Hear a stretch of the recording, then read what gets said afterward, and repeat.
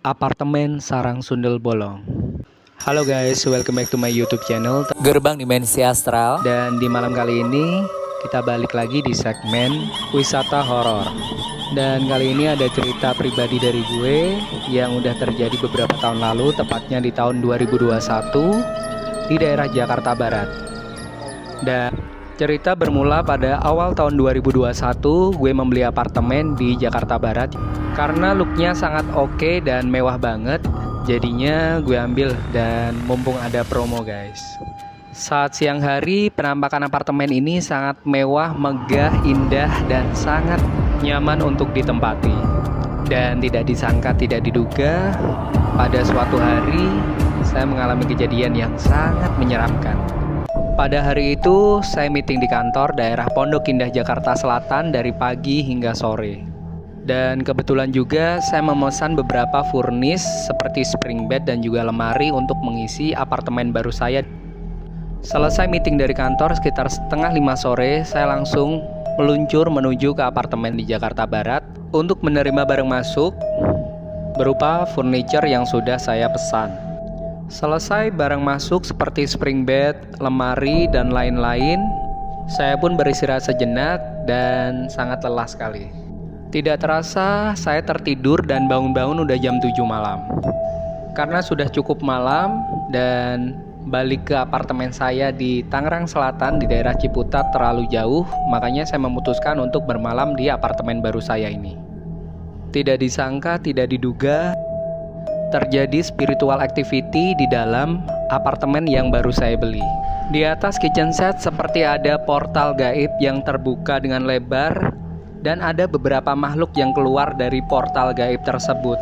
Sontak saya terheran-heran dan sangat terkejut ada segerombolan dedemit atau makhluk halus seperti kuntilanak dan sundel bolong, bahkan ada pocong guys, yang tiba-tiba muncul di dalam apartemen saya. Saat itu saya awalnya pura-pura bego dan ingin mengacuhkan mereka.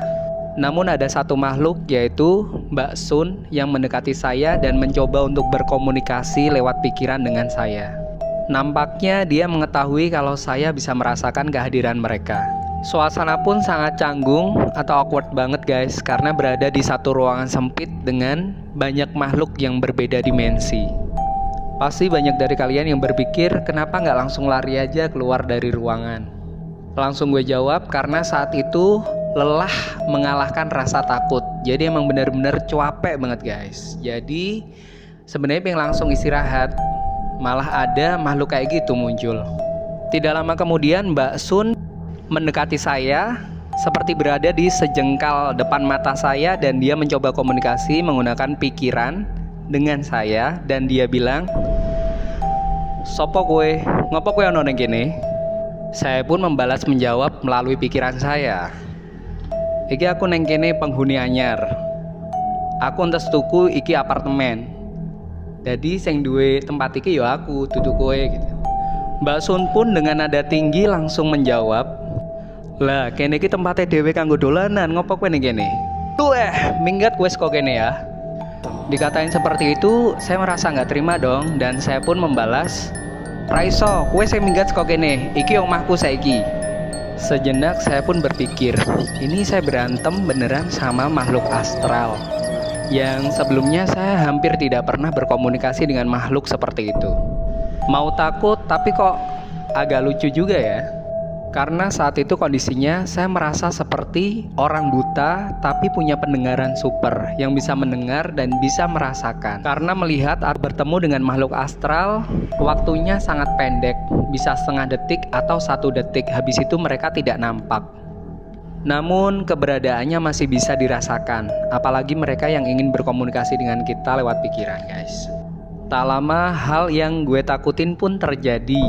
Si Mbak Sun itu mencoba untuk masuk ke dalam tubuh gue melewati celah tengkuk leher bagian belakang.